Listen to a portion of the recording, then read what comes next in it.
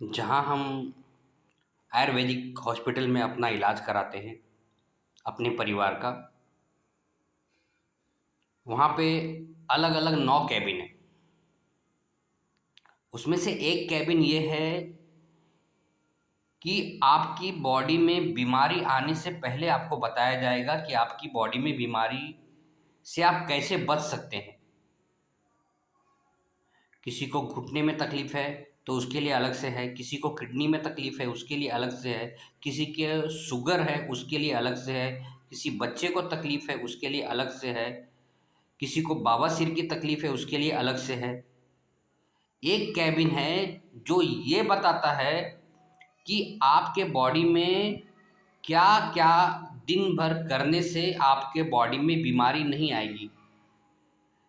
लेकिन सारे कैबिन भरी रहती है, एक कैबिन खाली रहती है। मैंने डॉक्टर साहब से पूछा कि आपकी कैबिन खाली क्यों रहती है। बोले मुझे रखा गया है लोगों को बताने के लिए कि आपकी बॉडी में बीमारी किस तरीके से नहीं आएगी, आपको रात को कब सोना है, सुबह कैसे उठना है, आपका सुबह का नाश्ता कैसे होना चाहिए, दोपहर का नाश्ता कैसे होना चाहिए, रात का खाना कैसे होना चाहिए, आपको पानी कैसा पीना चाहिए। हर एक चीज के लिए बताने के लिए उनको रखा गया है, लेकिन कोई पूछने ही नहीं आता है। अगर लोग पूछने को, जैसे कि आपके घर के आसपास कोई भी आपका फैमिली डॉक्टर होगा, आप जाकर के उनसे मुफ्त में सलाह लीजिए, बैठिए उनके पास में और उनसे पूछिए कि आप हमारी बॉडी में बीमारी कैसे नहीं आएगी, हमें क्या करना होगा। अगर उन चीज़ों को आप फॉलो करेंगे तो आप बीमारियों से, बहुत सी चीज़ों से बचेंगे।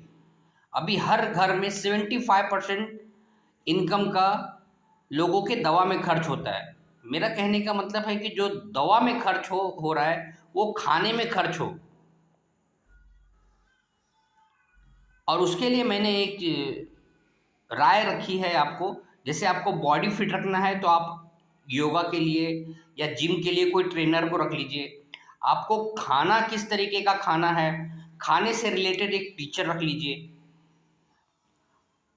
इस तरीके से आपको बिजनेस से रिलेटेड एक अपने पास रख लीजिए कि आपको हर चीज़ के बारे में बताए। आप सब चीज़ सोचेंगे कि खुद कर ले तो नहीं कर सकते। तो मैं अपनी बात को काटते हुए मैं ये बात रखना चाह रहा हूँ आपको कि आपकी बॉडी में जो बीमारी आ रही है, आपको पहले ही आगाह हो जाता है कि आपको क्या क्या तकलीफ हो रही है। कुछ चीज़ें आपको मैं बता रहा हूँ, जैसे कि आँख है। आँख को इस तरीके से आप करके देखेंगे, अगर पूरा लाल है तो आपके अंदर में खून की कमी नहीं है। अगर वो पिंक कलर जैसा दिखता है तो आपके अंदर खून की कमी है।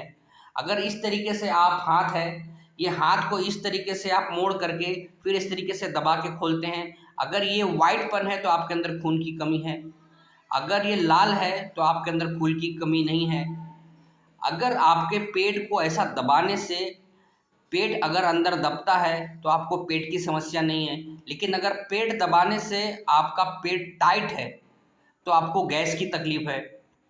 तो ऐसी बहुत सारी चीज़ें हैं जो आप पहले से ही ऐसा पता कर सकते हैं। दूसरी चीज़, आपकी ज़बान अगर लाल है, ज़बान अगर लाल है तो आपका पेट का पाचन क्रिया अच्छा है। लेकिन अगर उसके अंदर में इस तरीके से अगर आता है, वाइटपन दिखता है, तो मतलब आपका पेट का पाचन क्रिया अच्छी नहीं है। मैं खुद भी उसके ऊपर मैं काम कर रहा हूँ कि ठीक हो जाए। तो आप सभी को ये कह रहा हूँ कि आप हर चीज़ के लिए किसी न किसी को अपॉइंट कीजिए। हफ्ते में एक बार ही ट्रेनिंग लीजिए, 15 दिन में लीजिए, 1 महीने में लीजिए, लेकिन उस चीज़ को ट्रेनिंग लेकर के उसको अपनी ज़िंदगी में प्रैक्टिकल कीजिए और अपने स्वास्थ्य को और अपने जीवन को अच्छा रखिए।